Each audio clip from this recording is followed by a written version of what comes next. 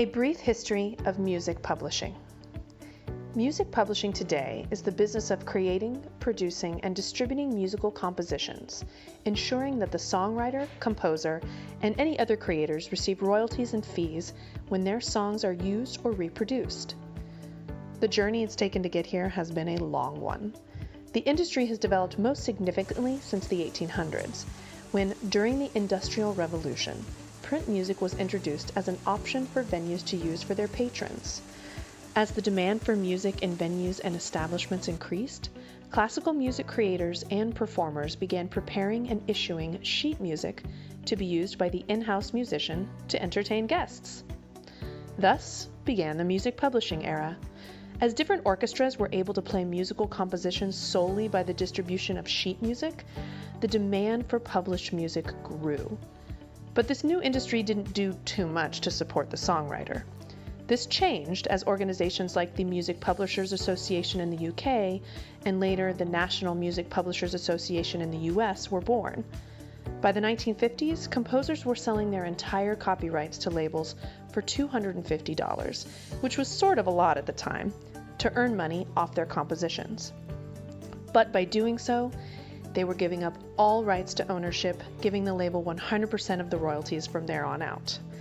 Not a pretty picture, right? Eventually, songwriters got more assertive and fought back for their shares. By the 70s, the standard 50-50 co-publishing deal was created. This deal had two shares: the writer's share and the publisher's share. Over the years, several initiatives have been born out of the music publishing industry, often in response to putting more earning power in the hands of songwriters. Today, there is so much more that music publishing provides than the preparation and issuance of musical works for sale.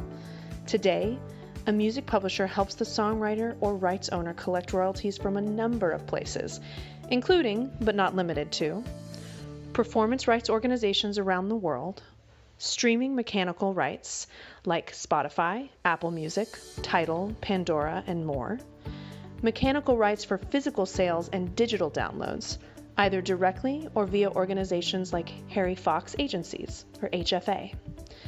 Mechanical rights for other products. People make singing stuffed animals, rides, and all sorts of physical players of music that require mechanical rights. Synchronization rights for when songs are used against a moving picture, like a film, advertisements, video game, YouTube, etc. Print, lyrics, sheet music, and guitar tabs. And karaoke, and more. The ultimate goal of today's music publisher is to help songwriters receive the most amount of money possible from their collective works. The technical term is exploiting a catalog, which might sound negative, but in this world is totally a positive.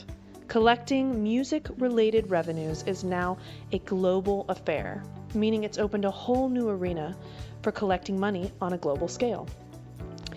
Music publishing is still evolving.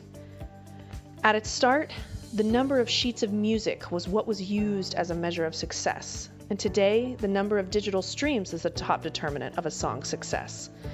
One of the most recent ways the publishing industry is seeing change is through the Music Modernization Act. This legislation changed the rates and the process in which mechanical royalties are paid out to copyright owners, and is expected to help all artists, songwriters, and publishers, rather than just the corporations that make it big. Thank you for watching. Support our channel by subscribing and invite your musician friends to join our community.